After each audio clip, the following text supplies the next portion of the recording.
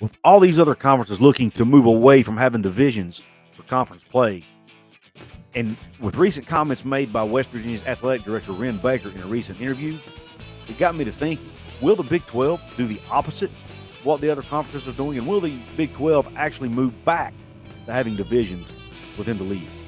Pull up a chair, sit back, relax, and let's talk about it. What is up, college sports fans, Big 12 fans, and fellow members of Mountaineer Nation? This is Couz. Welcome into another edition of Couz's Corner. Pull that chair up and let me serve you up this shot of top shelf college football content.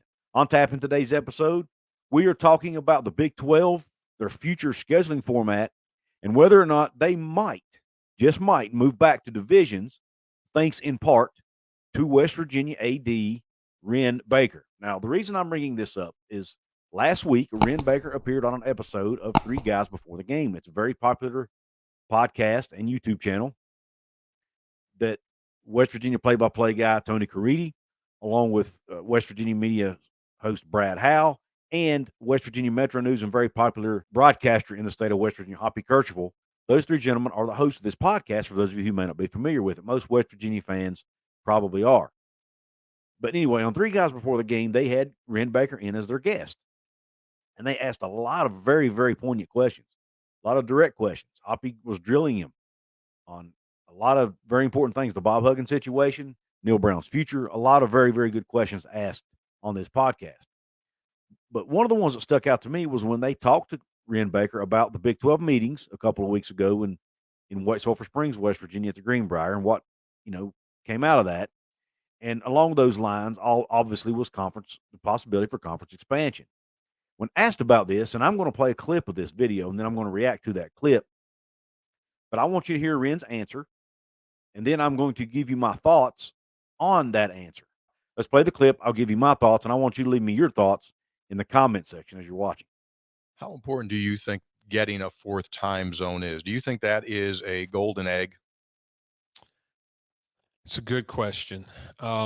I would not offer a solid opinion on that because I'm not the expert in the room when it comes to assessing that value to TV. I can tell you traveling teams crossing time zones is hard. You do that with us. It's hard when you play a game at 8 o'clock in the central time zone and you're getting home at 3 or 4 in the morning. And that's if you're one of our teams that are on a charter flight. Right. And so there's some issues with it, but if the right value is there and you have to rely on we have consultants that help determine that value, then that makes sense to do. I also think through scheduling, you can be creative to limit how many times one of your easternmost teams goes to your westernmost team. And certainly in sports, in Olympic sports, we would want to limit that as much as we can. And I voiced that in the room that, hey, we're at WVU, we're about what's best for the Big 12. We're proud members. We've enjoyed our time here, but anything that stretches us geographically, we want to discuss the scheduling part of that because it's important for us to have an opportunity to not take something that is a little bit of a disadvantage and make it a bigger disadvantage. One quick point. Now, let me stop it right there for a second and comment on that piece of it. Now, let me make it clear. Before this question, they asked Wren about, conference expansion being discussed at the Big 12 meetings, and he said, yes, it was discussed. And he said that they did give Commissioner Yormark their blessing, basically, that he has their support to look at adding conference members that will add value to the conference because they all want the Big 12 to prosper and be competitive and be successful. So he did talk about that now, okay? So he's not against expansion per se. He's just, even westward expansion.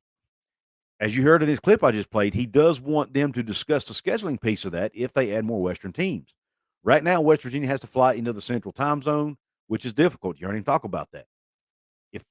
Now we've expanded into the mountain time zone with BYU.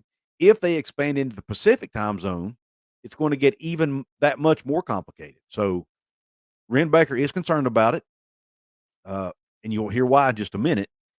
But then you also hear him talk a little bit more about the scheduling piece and how that could look going forward, at least in his view.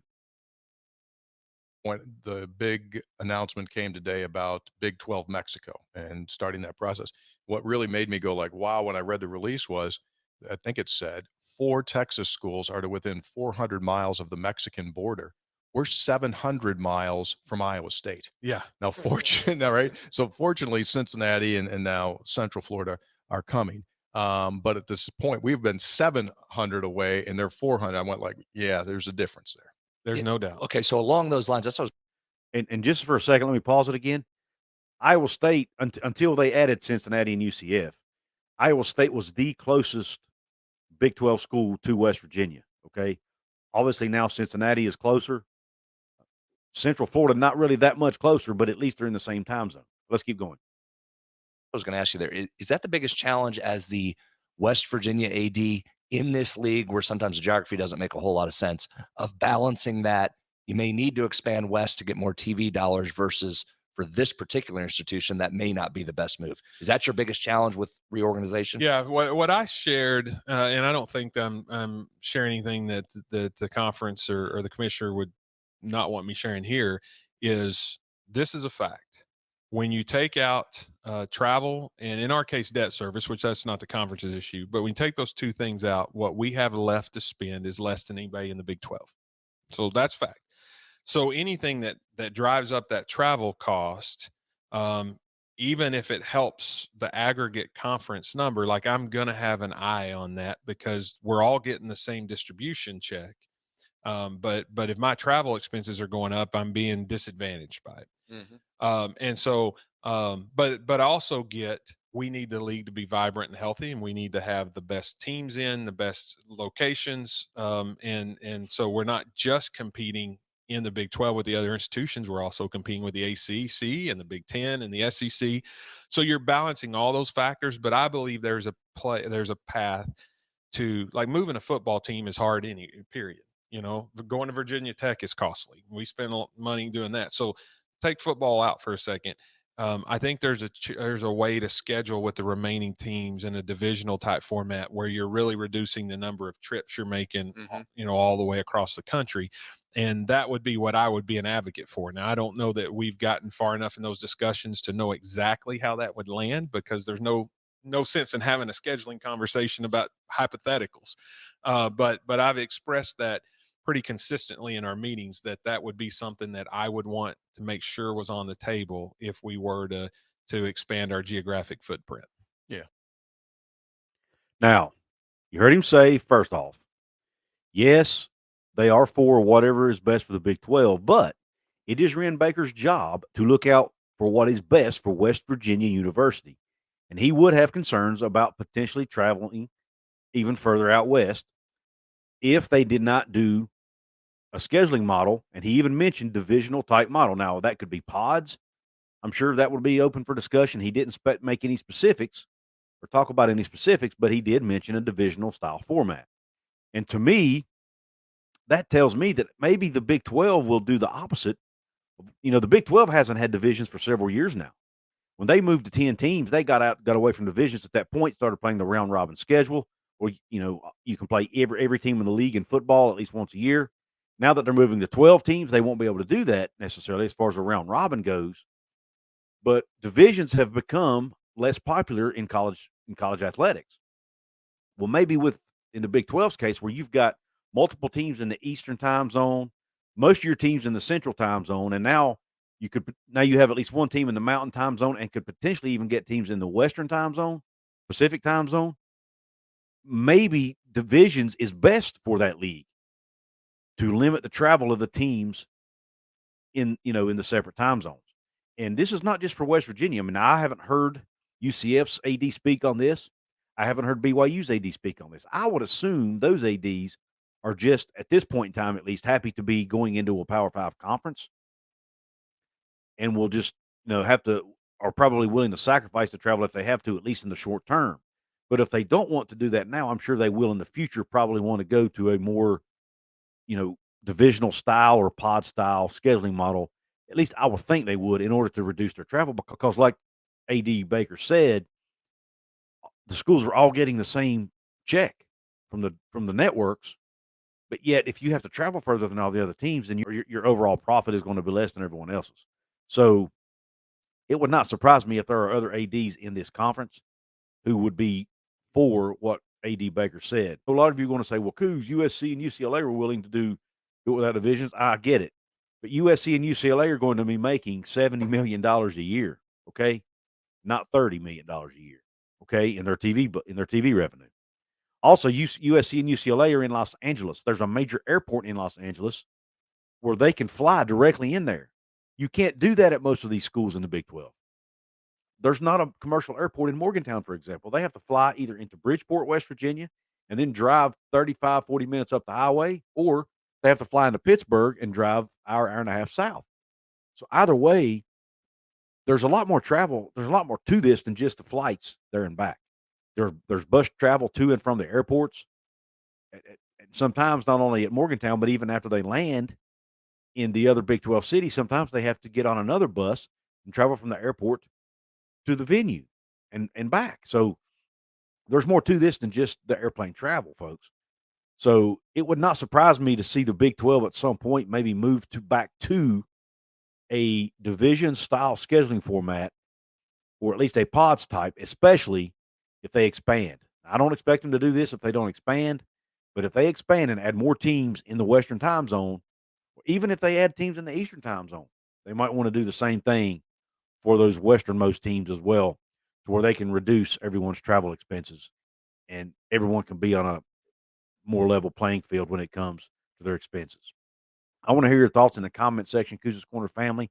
What do you think about these comments by Wren Baker?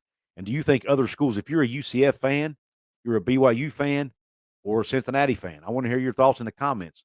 Would you like to see the Big 12 go back to a division-style playing format so that our schools don't have a travel disadvantage versus the other teams in the league? I want to hear your thoughts on that.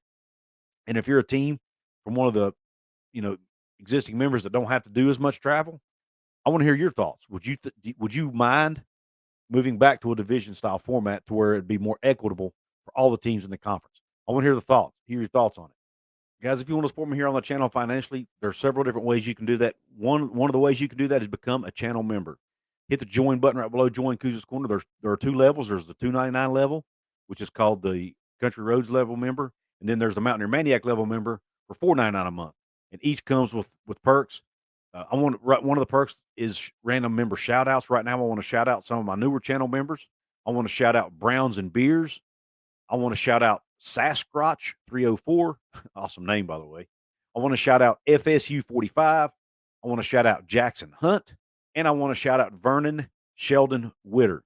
Thank you all for your membership and for supporting me financially here at Couz's Corner.